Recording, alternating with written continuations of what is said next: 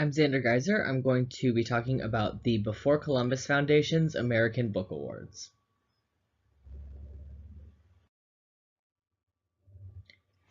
The American Book Award was set up by the Before Columbus Foundation in 1978. The Before Columbus Foundation's website describes the goal of the awards as follows.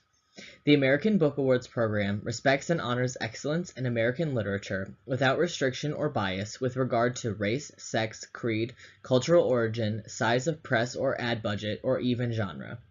There would be no requirements, restrictions, limitations, or second places. There would be no categories, i.e. no best novel or only one best of anything.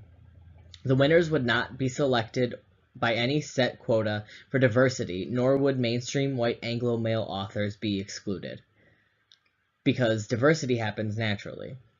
Finally, there would be no losers, only winners. The only criteria would be outstanding contribution to American literature in the opinion of the judges. The panel of judges is comprised of writers, editors, and publishers who also represent the diversity of American literary culture. The ceremony awarding the winners is held annually.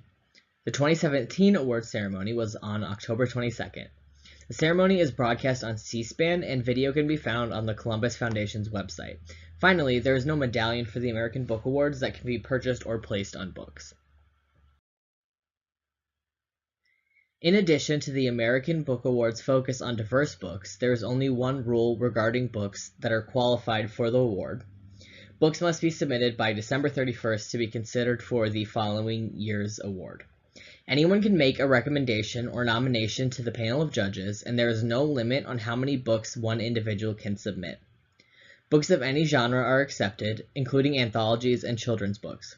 Pre-publication copies are accepted, as are reprints or new editions of lost classics. One can submit reviews and other informational material with the book, but it is not required.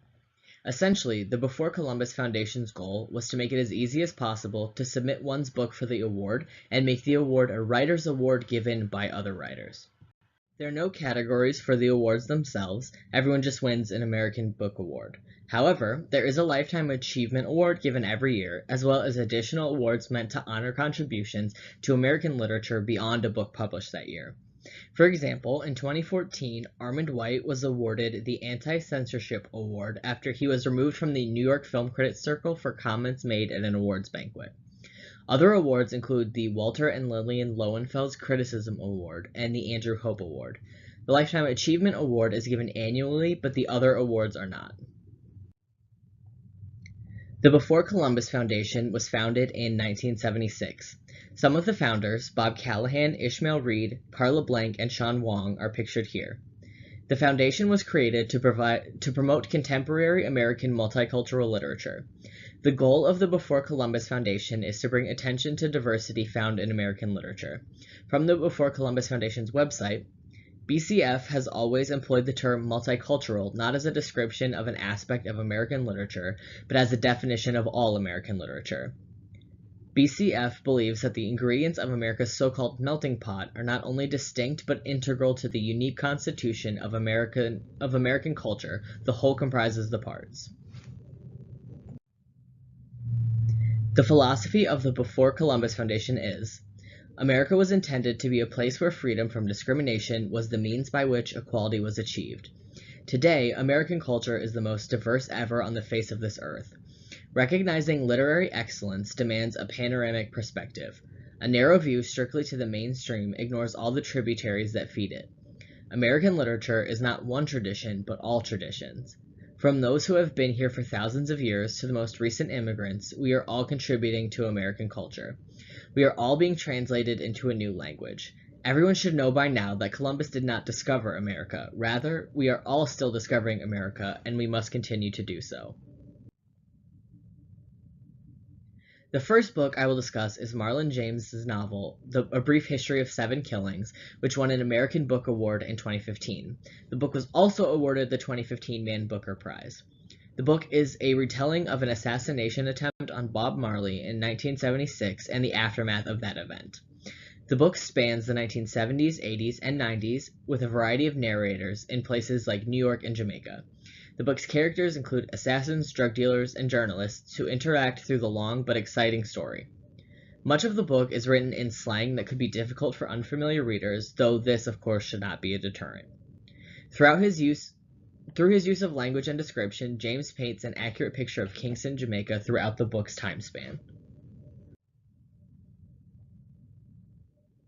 Deepa Iyer's We Too Sing America, South Asian, Arab, Muslim, and Sikh Immigrants Shape Our Multiracial Future was an American Book Award winner in 2016. The publisher says about the book, the nationally renowned racial justice advocate shines a light on an unexplored consequence of modern-day terrorism, the ongoing state-sanctioned persecution of a range of American minorities. The book focuses on instances of racially motivated attacks against South Asian people, such as the 2012 massacre of Sikh people in Oak Creek, Wisconsin. Iyer questions whether hate crime should be domestic terrorism and offers ways to combat racism. A reviewer from Publishers Weekly commented that, while this book could simply be a catalog of injustices, Iyer's study reaches into the complexities of the many cultures that make up South Asia. We Too Sing America provides the perspective of groups that are often demonized in the United States, particularly after September 11th, and offers ways to get involved with demanding justice for those groups. The last book I'll talk about is Homegoing by Yaa Gyasi, which won an American Book Award in 2017 and was also listed as one of the best books of the year by NPR and Time, among others. The book is about two half-sisters in different villages in Ghana during the 18th century. One sister is sold into slavery while the other is married off to a British slaver.